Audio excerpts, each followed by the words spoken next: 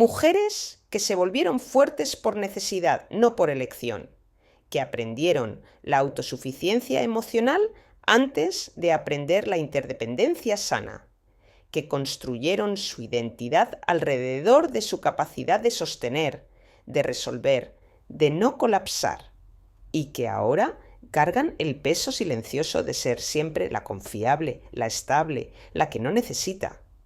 Este no es un espacio para motivarte a seguir siendo fuerte. Es un espacio para examinar qué significa realmente esa fuerza, de dónde vino, qué ha costado y por qué, después de tanto tiempo, se siente menos como poder y más como obligación. Porque hay una diferencia entre elegir ser fuerte y no tener otra opción, entre desarrollar resiliencia y desarrollar hipervigilancia emocional, entre ser capaz y sentir que no puedes permitirte no serlo. Y muchas mujeres viven en ese segundo espacio, pues el espacio donde la fuerza dejó de ser una herramienta y se convirtió en una identidad, donde la capacidad de sostener se convirtió en la expectativa de sostenerlo todo, donde la autosuficiencia emocional se convirtió en aislamiento funcional. Y nadie habla de eso, porque desde afuera parece empoderamiento, parece autonomía, parece fortaleza admirable. Pero desde adentro se siente como cansancio, como soledad, como vivir en un rol del que no puedes salir, porque demasiadas cosas dependen de que lo sostengas. Y si eso resuena, si reconoces esa tensión entre cómo te ven y cómo te sientes, este espacio es para ti. No para arreglarte, para reconocerte, para nombrar lo que has estado sintiendo, pero quizás no has podido articular. Porque la fuerza que te sostuvo hasta aquí quizás ya no sea la fuerza que necesitas ahora.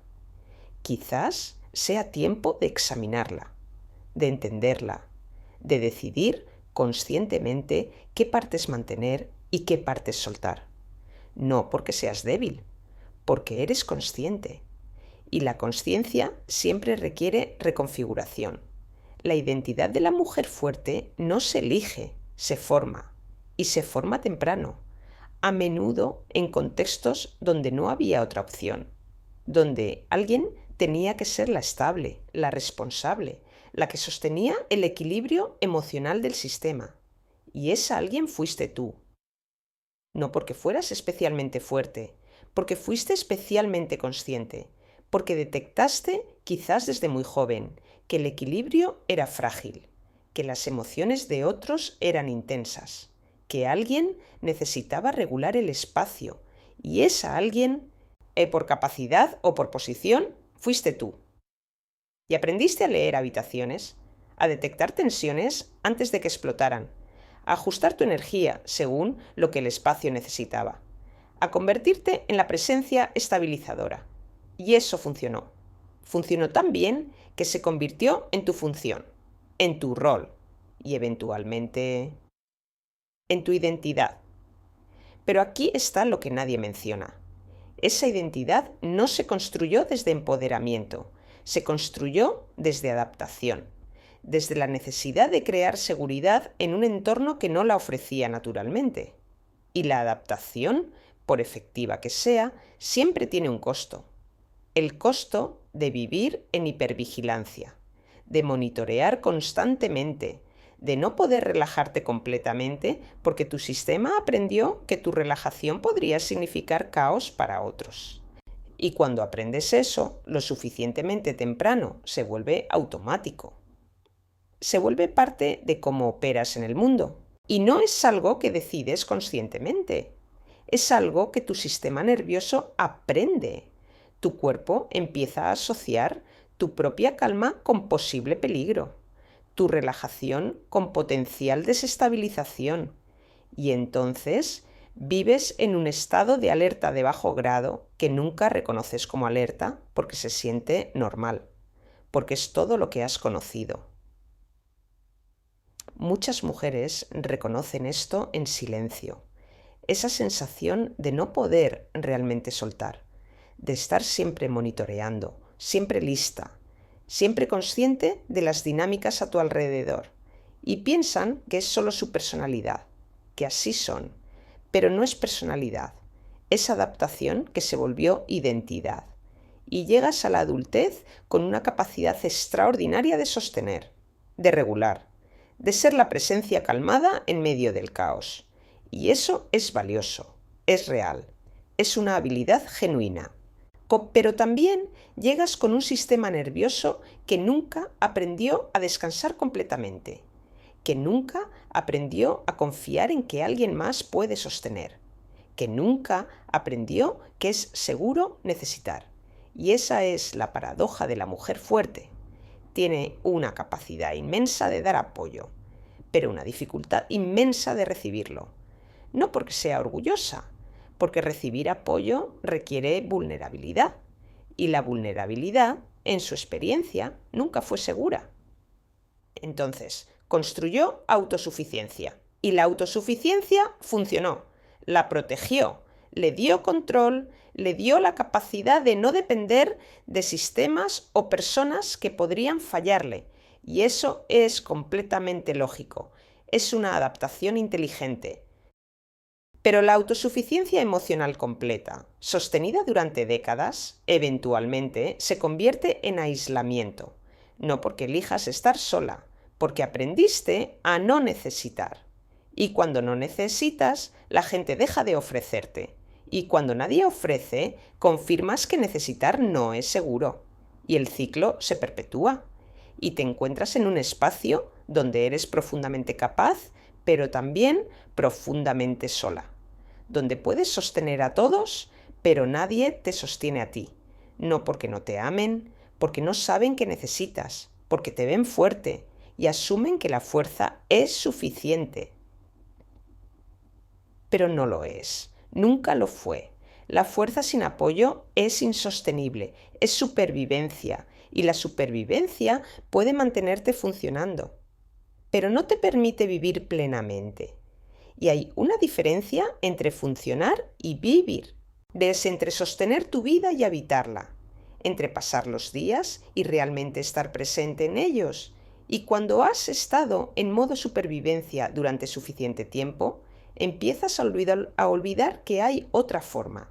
Empiezas a pensar que así es la vida, que así es ser adulta, que así es la responsabilidad, pero no lo es. Eso es agotamiento normalizado, es funcionar desde recursos agotados, es sostener más de lo que ningún sistema humano está diseñado para sostener indefinidamente.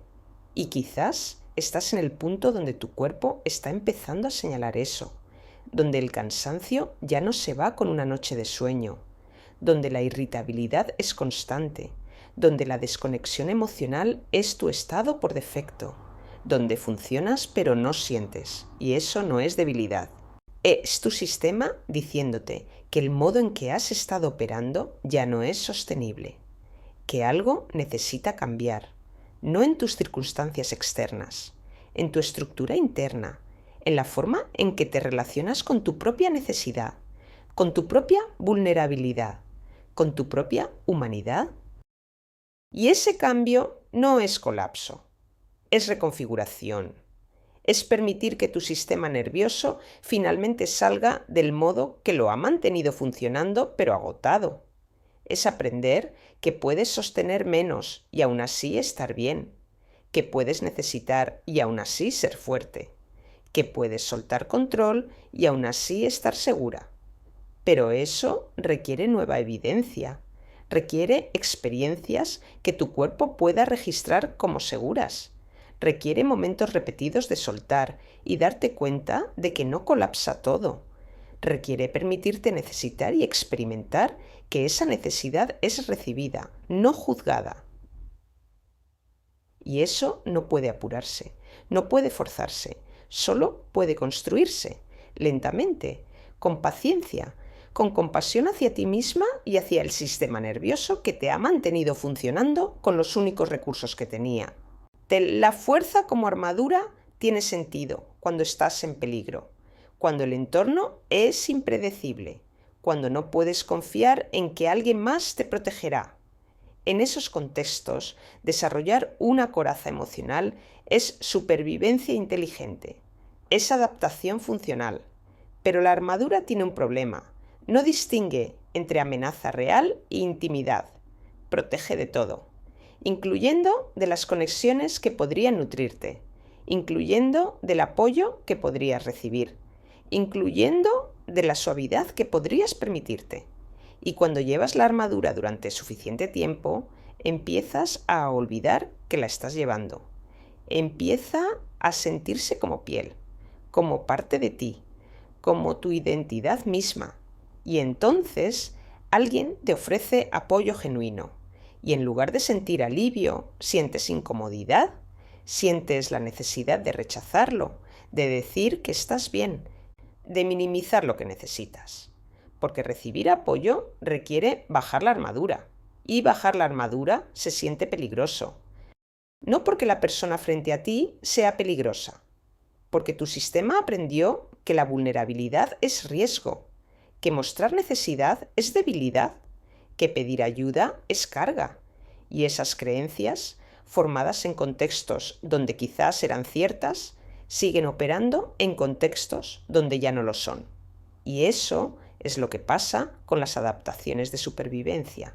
Funcionan brillantemente en el contexto donde se formaron, pero cuando el contexto cambia, cuando estás en relaciones más seguras, en entornos más estables, en espacios donde sí podrías recibir apoyo, la armadura ya no te protege, te limita de experimentar conexión real, de experimentar ser vista en tu totalidad, de experimentar que puedes ser vulnerable y aún así estar segura, de experimentar que necesitar no te hace menos, te hace humana.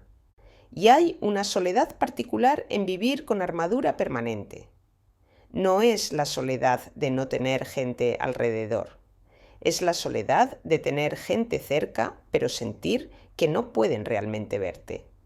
Porque no estás mostrándote completamente, porque la armadura no lo permite.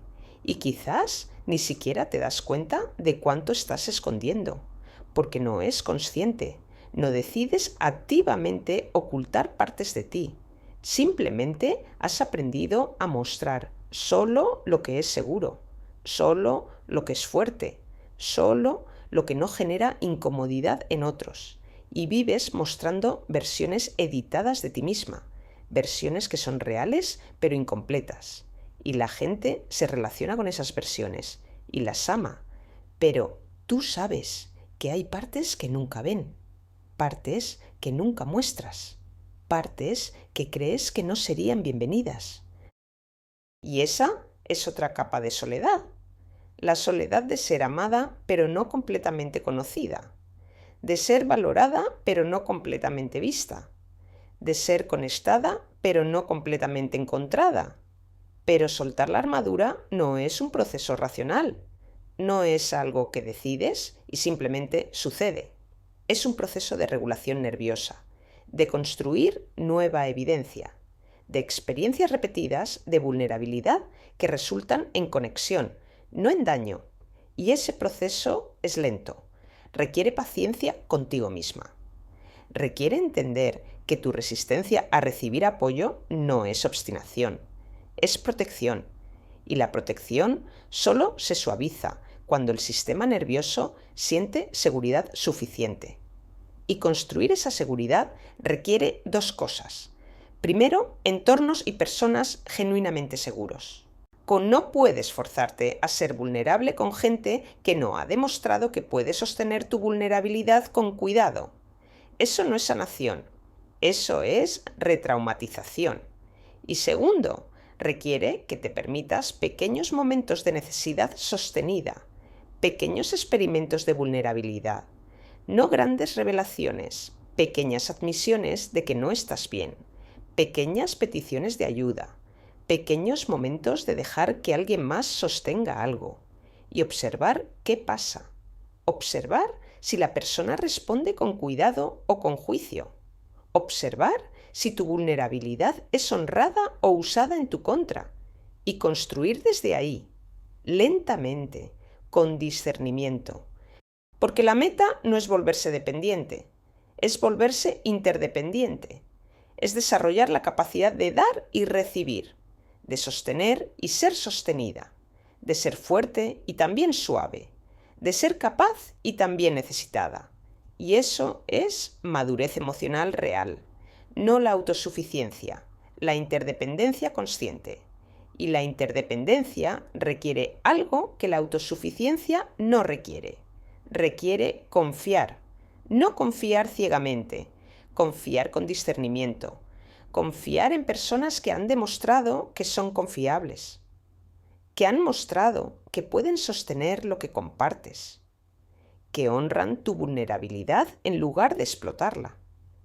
Y encontrar esas personas no siempre es fácil, pero son las únicas con las que vale la pena ser vulnerable, porque la vulnerabilidad con las personas equivocadas refuerza la creencia de que no es segura. Pero la vulnerabilidad con las personas correctas te enseña que sí puede serlo. El trabajo emocional invisible que muchas mujeres realizan no tiene nombre oficial. No está en descripciones de trabajo, no aparece en listas de tareas, no se reconoce formalmente, pero es constante, es agotador y es completamente invisible para quienes no lo hacen. Es el trabajo de leer habitaciones, de detectar quién está tenso, de anticipar conflictos antes de que exploten, de ajustar tu tono, tu energía, tu presencia según lo que el espacio necesita para mantenerse equilibrado. Es el trabajo de recordar cumpleaños, aniversarios, citas médicas de otros, de gestionar calendarios emocionales, de ser la que mantiene conexiones familiares vivas, de ser la que nota cuando alguien está luchando y necesita apoyo. Pues es el trabajo de traducir entre personas que no se entienden, de suavizar conflictos, de mediar tensiones, de mantener la paz no porque seas pasiva, sino porque eres la única que está prestando atención a las dinámicas relacionales. Y ese trabajo es agotador, no porque sea difícil técnicamente, porque es constante, porque no tiene horario, porque tu cerebro nunca deja de monitorear, de analizar, de ajustar. Y la mayoría de las personas ni siquiera saben que lo estás haciendo. Para ellos, las cosas simplemente fluyen, las relaciones simplemente funcionan, los espacios simplemente se sienten bien. No ven el andamiaje invisible que tú estás sosteniendo para que eso sea posible. Y cuando intentas nombrarlo, cuando intentas explicar el peso de ese trabajo invisible, a menudo encuentras miradas confusas, o minimización, o el comentario de que estás pensando demasiado, que estás complicando las cosas, que deberías relajarte. Pero no estás complicando nada, estás viendo lo que está ahí, estás sosteniendo lo que otros no ven. Y el hecho de que sea invisible no lo hace menos real, no lo hace menos pesado, y quizás llevas tanto tiempo haciéndolo que ni siquiera te das cuenta de cuánto estás sosteniendo. Se ha vuelto automático, parte de cómo existes en espacios compartidos, parte de tu función. Pero si te detienes, si realmente examinas cuánta energía mental y emocional estás usando en gestionar dinámicas, en anticipar necesidades, en regular espacios, te das cuenta de que es inmensa. Es una carga cognitiva enorme, una carga que la mayoría no lleva. Y esa carga no te la dieron formalmente, la asumiste, porque tenías la capacidad, porque nadie más la estaba sosteniendo, porque el espacio lo necesitaba. Pero asumir una carga no significa que debas cargarla para siempre.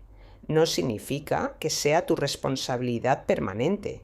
No significa que no puedas soltarla. Y aquí está lo que muchas mujeres descubren cuando finalmente empiezan a soltar ese trabajo invisible. Descubren que muchas de las cosas que pensaban que eran esenciales en realidad no lo eran. Que muchas de las dinámicas que pensaban que colapsarían sin su gestión en realidad se reorganizan solas. Que otras personas tienen más capacidad de la que pensaban, solo que nunca la habían tenido que usar porque tú siempre la estabas usando por ellos. Y soltar no significa dejar que todo colapse. Significa reconocer que no todo es tuyo para sostener, que otras personas también tienen capacidad, que quizás no lo harán exactamente como tú, pero que eso está bien, que el mundo no colapsa si no eres tú quien gestiona cada dinámica. Y aprender eso requiere experimentar con soltar, con no intervenir, con dejar que otros naveguen sus propias tensiones, con confiar en que el espacio puede sostenerse sin tu gestión constante. Y eso da miedo, porque has sido la que sostiene durante tanto tiempo que no sabes qué pasa si no lo haces. Pero la única forma de averiguarlo es intentarlo, pequeñamente, gradualmente, con discernimiento, y observar qué pasa, y darte cuenta de que el mundo sigue girando, que las personas siguen funcionando, que el caos que temías no llega, y que tú, sin esa carga, tienes más espacio, más energía, más capacidad de estar presente contigo misma, y eso no es egoísmo, es sostenibilidad, es reconocer que no puedes darlo todo sin recibir, que no puedes sostener todo sin descansar, que no puedes ser la gestora emocional perpetua sin eventualmente agotarte. Y el agotamiento no es algo que puedas prevenir con más fuerza, es algo que previenes con límites, con discernimiento, con la capacidad de decir no, con la capacidad de soltar lo que no es tuyo. Y desarrollar esa capacidad no es fácil cuando tu identidad está construida alrededor de tu capacidad de sostener, pero es necesario, porque la alternativa es colapso eventual, y es mejor elegir límites conscientemente que esperar al colapso. Y los límites no son muros, son estructuras que protegen tu energía para que puedas usarla intencionalmente, para que puedas elegir dónde la pones, para que no se filtre constantemente en todas direcciones dejándote sin nada para ti misma. La hiperindependencia no es lo mismo que independencia sana. La independencia sana es saber que puedes sostenerte.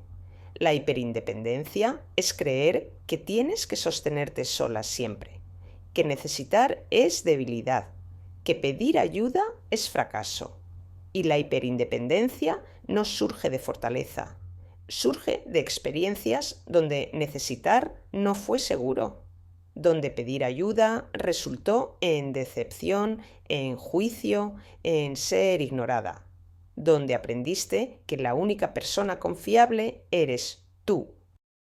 Y en ese contexto, desarrollar hiperindependencia tiene sentido, es protección, es asegurarte de que nunca vuelvas a estar en la posición de necesitar algo que no recibirás. Pero la hiperindependencia tiene un costo. El costo del aislamiento, el costo de vivir sin el apoyo que todos los humanos necesitamos, el costo de llevar todo sola aunque haya personas dispuestas a ayudar. Porque cuando eres hiperindependiente, no solo no pides ayuda, no puedes recibirla cuando se ofrece, automáticamente la rechazas, minimizas lo que necesitas, dices que estás bien aunque no lo estés, y las personas eventualmente dejan de ofrecer. No porque no les importes, porque asumen que si necesitaras, pedirías, porque te ven tan capaz que asumen que estás bien, porque has construido una imagen de autosuficiencia tan sólida que nadie piensa que podrías necesitar apoyo. Y te encuentras en una paradoja. Necesitas apoyo, pero has entrenado a todos a tu alrededor a no ofrecértelo. Y cuando finalmente te das cuenta de que necesitas, no sabes cómo pedirlo, porque nunca desarrollaste ese músculo. Porque admitir necesidad se siente como admitir fracaso.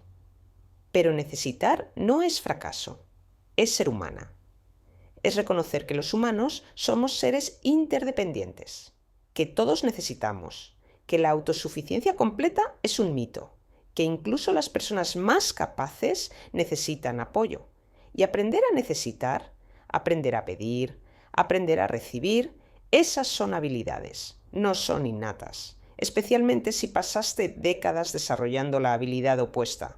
Entonces requieren práctica, requieren incomodidad, requieren experiencias de pedir y recibir que reconfiguren tu sistema nervioso, porque tu resistencia a pedir no es solo mental, es somática. Es tu cuerpo recordando todas las veces que pedir no fue seguro. Y tu cuerpo necesita nueva evidencia. Necesita experiencias de pedir y recibir cuidado genuino. Experiencias que le enseñen que ahora es diferente, que ahora es seguro. Y esas experiencias no pueden forzarse, tienen que construirse, con personas seguras, en contextos seguros, pequeñamente, gradualmente. Y requiere que seas compasiva contigo misma en el proceso, que entiendas que tu dificultad para recibir no es obstinación, es protección, y que la protección se suaviza con seguridad, no con fuerza. Y mientras construyes esa nueva capacidad, mientras aprendes a recibir, es importante que te des cuenta de algo, que pedir ayuda no te hace dependiente, te hace conectada, que necesitar no te hace débil, te hace humana, que recibir no te hace menos, te hace sostenible, porque la sostenibilidad emocional no viene de la autosuficiencia, viene del equilibrio entre dar y recibir, entre sostener y ser sostenida, entre ofrecer apoyo y permitirte recibirlo. Y ese equilibrio es lo que muchas mujeres fuertes nunca aprendieron. Aprendieron a dar, a sostener, a ser la roca. Pero nunca aprendieron que las rocas también necesitan tierra que las sostenga, que incluso las personas más fuertes necesitan apoyo, que la fortaleza real incluye la capacidad de necesitar sin vergüenza. El sistema nervioso bajo responsabilidad constante no funciona igual que un sistema nervioso regulado. Opera en un estado de activación crónica, no necesariamente en pánico, pero en vigilancia constante, en preparación, en anticipación. Y ese estado tiene efectos en cómo duermes, en cómo descansas, en cómo te relacionas con tu cuerpo, en cómo experimentas placer, conexión, presente. Porque cuando tu sistema nervioso está constantemente monitoreando amenazas potenciales, constantemente preparándose para sostener, constantemente anticipando lo que podría salir mal, no puede relajarse completamente, no puede entrar en estados de descanso profundo, no puede acceder a estados de conexión genuina, y vives en un estado de tensión de bajo grado, no tan intenso como para que colapse, pero lo suficientemente constante como para que nunca realmente descanses, lo suficientemente persistente como para que te sientas agotada aunque no hayas hecho nada físicamente demandante. Porque la vigilancia emocional es agotadora. El monitoreo constante consume energía. La anticipación perpetua mantiene tu sistema en alerta. Y la alerta crónica eventualmente agota tus recursos. Y quizás has normalizado esa tensión. Quizás has vivido con ella tanto tiempo que ya no la registras como anormal. Se ha vuelto tu línea base, tu forma de existir en el mundo, pero no es sostenible, no a largo plazo. Eventualmente el cuerpo empieza a señalar, con cansancio que no se alivia, con irritabilidad constante, con desconexión emocional, con síntomas físicos que no tienen causa médica clara. Y esos no son signos de debilidad, son señales de un sistema nervioso que ha estado en modo supervivencia demasiado tiempo, que necesita regulación, que necesita descanso real, que necesita experiencias de seguridad genuina. Y regular un sistema nervioso desregulado no es cuestión de fuerza de voluntad. No puedes pensar tu camino hacia la regulación. Es un proceso somático. Requiere experiencias corporales de seguridad. Requiere práctica de estados de calma. Requiere construir capacidad de tolerar descanso sin sentir que algo malo va a pasar. Y eso es difícil cuando has aprendido que tu vigilancia es lo que mantiene las cosas seguras, que tu anticipación es lo que previene problemas, que tu control es lo que sostiene el equilibrio. Pero la verdad es que tu vigilancia constante no está creando seguridad, está creando agotamiento. Y soltar esa vigilancia, aprender a confiar en que las cosas pueden sostenerse sin tu monitoreo constante, eso es lo que permite que tu sistema finalmente descanse. Y ese descanso no es lujo, es necesidad biológica. Es lo que permite que tu sistema se repare, que se recalibre, que encuentre su equilibrio natural. Y permitirte ese descanso no es rendirte, es cuidarte. Es reconocer que no puedes sostener nada si tú misma estás colapsada, que la sostenibilidad requiere ritmo, requiere alternancia entre actividad y descanso, requiere que te trates como el sistema vivo que eres, no como una máquina de productividad infinita, y aprender a descansar realmente, no solo físicamente, sino nerviosamente, es un proceso. Requiere que te permitas momentos donde no estás monitoreando, donde no estás anticipando, donde simplemente estás. Y eso puede sentirse extraño al principio, puede sentirse incómodo, puede incluso generar ansiedad, porque tu sistema está acostumbrado a la vigilancia y la ausencia de vigilancia se registra como peligro. Pero con práctica, con repetición, con experiencias de descanso que no resultan en catástrofe, tu sistema nervioso empieza a aprender que es seguro soltar, que no todo depende de tu vigilancia constante, que puedes descansar y las cosas siguen funcionando. Y esa es una de las reconfiguraciones más profundas que puedes hacer. Aprender que el mundo no colapsa cuando descansas, que las personas a tu alrededor tienen más capacidad de la que pensabas, que tu valor no depende de tu vigilancia constante. La diferencia entre resiliencia y represión es sutil pero crucial. La resiliencia es la capacidad de atravesar dificultad, procesar la experiencia, integrarla y seguir adelante transformada. La represión es empujar la experiencia hacia abajo, seguir funcionando como si nada hubiera pasado y acumular material emocional no procesado. Y muchas mujeres que se consideran resilientes están en realidad operando desde represión.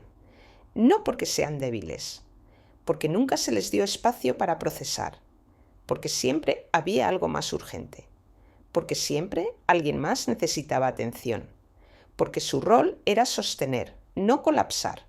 Entonces aprendieron a seguir funcionando, a través de pérdidas, a través de decepciones, a través de traiciones, a través de dolor. Simplemente siguieron, porque tenían que hacerlo, porque no había alternativa. Y desde afuera eso parece resiliencia admirable, parece fortaleza extraordinaria, parece capacidad de superación. Pero desde adentro se siente como entumecimiento, como desconexión, como funcionar en automático, como vivir pero no sentir, porque la represión funciona por un tiempo, mantiene las cosas funcionando, mantiene la productividad, mantiene la estabilidad externa, pero tiene un costo interno. El costo de acumular material emocional no procesado, el costo de vivir desconectada de tus propias emociones, el costo de funcionar pero no vivir plenamente. Y eventualmente el costo se cobra, no siempre de formas obvias, a veces en cansancio inexplicable, a veces en irritabilidad constante, a veces en incapacidad de sentir alegría aunque las cosas estén objetivamente bien, a veces en colapsos aparentemente desproporcionados ante situaciones menores, porque las emociones reprimidas no desaparecen, se acumulan y eventualmente encuentran salida, a veces en el momento más inconveniente, a veces de formas que no puedes controlar. Y transformar represión en resiliencia real requiere permitirte sentir, no retrospectivamente, todo lo que nunca procesaste. Eso sería abrumador, pero sí permitirte sentir lo que surge en el presente, permitirte procesar en tiempo real, Permitirte tener respuestas emocionales proporcionales a lo que estás viviendo. Y eso requiere soltar la creencia de que sentir es debilidad, que las emociones son inconvenientes, que procesar es perder tiempo, porque ninguna de esas cosas es cierta. Sentir es información. Las emociones son datos sobre tu experiencia interna. Procesar es lo que permite integración. Y la integración es lo que permite resiliencia real. Y resiliencia real no es nunca romperse. Es romperte y reconstruirte conscientemente. Es atravesar dificultad sin evitar el dolor. Es sentir completamente y aún así elegir seguir adelante. Esa es fortaleza real, no la capacidad de aguantar todo sin sentir. La capacidad de sentir todo y aún así sostenerte. Y hay una liberación en eso, en permitirte sentir lo que sientes sin juzgarlo como debilidad, en permitirte procesar sin prisa, en permitirte ser humana en tu respuesta emocional en lugar de constantemente controlada. Porque el control emocional constante es agotador. Requiere energía sostener esa fachada, requiere esfuerzo reprimir lo que surge y eventualmente te quedas sin energía, sin capacidad de seguir sosteniendo. Pero cuando te permites sentir, cuando procesas, en lugar de reprimir, liberas esa energía. Ya no la usas para contener, la tienes disponible para vivir, para estar presente, para conectar. La fortaleza como identidad fija es diferente de la fortaleza como capacidad flexible. Cuando la fuerza es identidad, es algo que tienes que ser siempre, es constante, es rígida, es tu definición de ti misma. Y eso crea presión, presión de nunca fallar, nunca colapsar, nunca mostrar debilidad. Porque si lo haces, ¿quién eres? Si no eres la fuerte, ¿qué te queda? Pero cuando la fuerza es capacidad, es algo que puedes activar cuando lo necesitas, pero que también puedes desactivar. Puedes ser fuerte en ciertos momentos y suave en otros. Puedes sostener algunas cosas y soltar otras. Puedes elegir cuándo usar tu fuerza y cuándo permitir que otros sostengan. Y esa flexibilidad es lo que permite sostenibilidad, porque la fuerza constante es agotadora, es insostenible, es supervivencia, no vida. Y transformar fuerza de identidad a capacidad requiere examinar quién eres cuando no estás siendo fuerte. ¿Qué más hay en ti, además de tu capacidad de sostener? ¿Qué te define más allá de tu resiliencia? Y esas preguntas pueden dar miedo, porque quizás has sido la fuerte durante tanto tiempo que no sabes quién eres sin eso. Quizás has definido tanto de tu valor alrededor de tu capacidad que temes que sin ella no tengas valor. Pero eso no es verdad.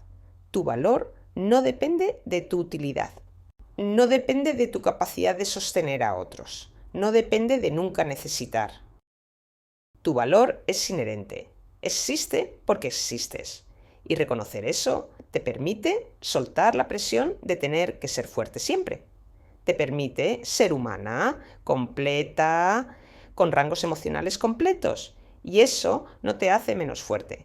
Te hace más real, más integrada, más sostenible. Y cuando sueltas la fuerza como identidad fija y la reconoces como capacidad flexible, algo se expande. Tienes más espacio para ser, más permiso para sentir, más libertad para necesitar, más capacidad para vivir plenamente en lugar de solo funcionar. Y esa vida plena incluye momentos de fortaleza, pero también incluye momentos de suavidad, momentos de vulnerabilidad, momentos de necesidad. Y todos son legítimos, todos son parte de ser humana completa. Ella sigue siendo fuerte, pero ya no vive desde la armadura. Puede sostener, pero también puede soltar. O puede ser confiable, pero también puede necesitar. Entendió que la fuerza real no es rigidez, es flexibilidad, no es constancia, es discernimiento, no es autosuficiencia, es interdependencia consciente. Y desde ese entendimiento vive diferente, no desde la supervivencia, desde la elección, no desde la obligación, desde la integridad, no desde el miedo a ser débil, desde la confianza en su propia humanidad. Y esa es la transformación, no de débil a fuerte, de rígida a flexible, de aislada a conectada, de superviviente a humana completa. Y tú también puedes hacer esa transformación. No necesitas ser fuerte todo el tiempo, solo necesitas ser real. Y la realidad incluye fuerza, pero también incluye suavidad. Y ambas son poder, poder real, no el poder de resistir todo, el poder de elegir, de discernir, de sostenerte mientras también te permites ser sostenida, de ser capaz mientras también te permites necesitar, de ser fuerte mientras también te permites ser humana. Y esa humanidad completa, esa integración de fortaleza y suavidad, esa es la forma más profunda de poder que existe. No es el poder que impresiona, es el poder que sostiene, que nutre, que permite vivir plenamente. Y vivir plenamente es el objetivo, no funcionar perfectamente, no sostener todo, no ser la fuerte siempre, vivir con toda tu complejidad, con toda tu humanidad, con toda tu capacidad de ser fuerte y suave, capaz y necesitada, confiable y vulnerable. Esa eres tú, completa, real, humana. Y no necesitas ser fuerte todo el tiempo para ser suficiente. Ya lo eres.